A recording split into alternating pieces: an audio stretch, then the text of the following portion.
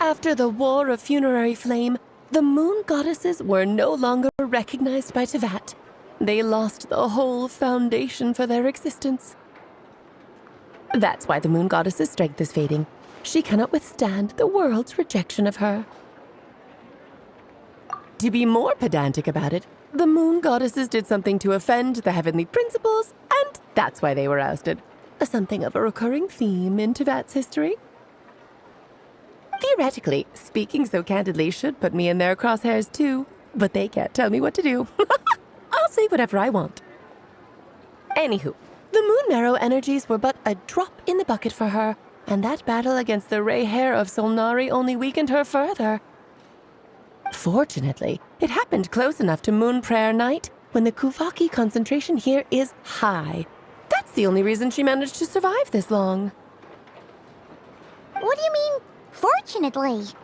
You said she disappeared. We're too late.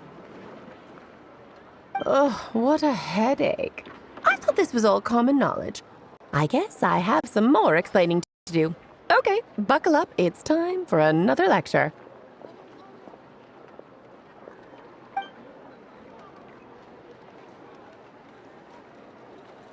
Now, I said earlier that the moon goddesses lost the foundation for their existence.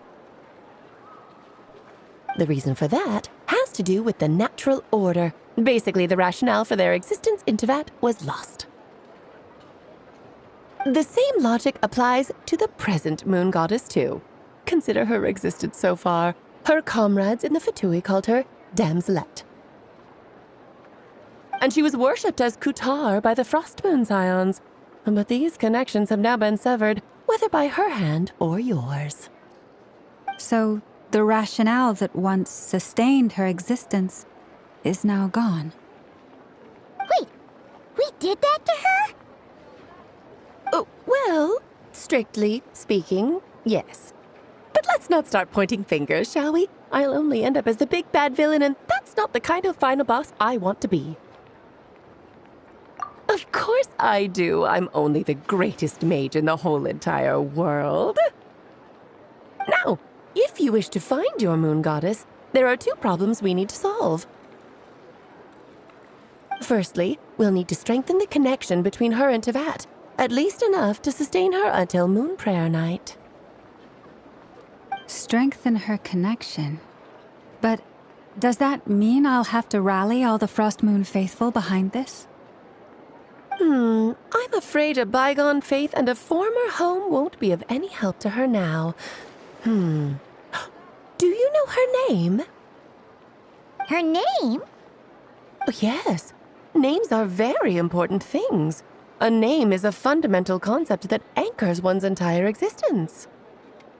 Then your first job is to find it. As a moon goddess, I'm sure she must have a name she identifies with. Neither Columbina nor Kutar is her true name, and she's never really accepted either of them. So, finding out her real name is enough to sustain her existence? Yes, I know it sounds like a small step, but every journey begins that way. So for now, that's all we need to focus on. The second problem is with her plan to use the moon marrows to return to the moon. Unfortunately, piercing through the false sky will take an enormous amount of power. Given her current condition, she won't be able to provide anywhere near enough power, even if she recovers her physical form. But no need to fret. Nicole's the expert in this field, and I'm sure she'll figure something out. Wait, Mage N is going to help us out too? That means we've got 2 hexenzirkel mages on the case. This is turning into a pretty big deal.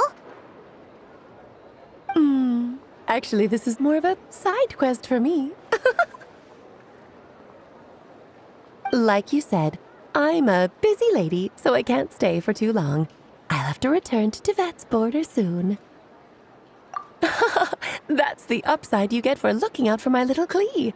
Hopefully that will incentivize you to carry on keeping her company in the future. Anyway, jokes aside, You'd better get moving. It will take quite a miracle for the moon goddess's consciousness to hold out till moon prayer night. Oh, I suppose I might as well tell you where Nicole is before I leave. Off you go now. Time to meet your new friend. Oh, yes, and a little suggestion. Don't forget to mind your heads. What? I wonder how Durin's doing. I should really go see him before I head back. You really are super busy. I most certainly am. There's so many children I have to keep tabs on just in Mondstadt. Durin, Albedo, Venti, Varka. Klee didn't make the list, huh? Of course not. Klee is my pride and joy. I have no qualms about her, because she's the best child in the whole wide world. Yep.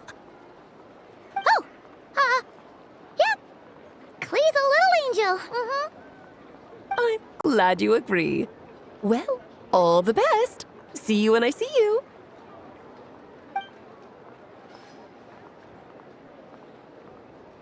She left in a hurry. Yeah, she didn't pack up her stall. Should we handle it for her? I must say, I'm now very curious about her daughter. Klee, wasn't it? What's she like? That's a long story. Come on, we'll fill you in as we go.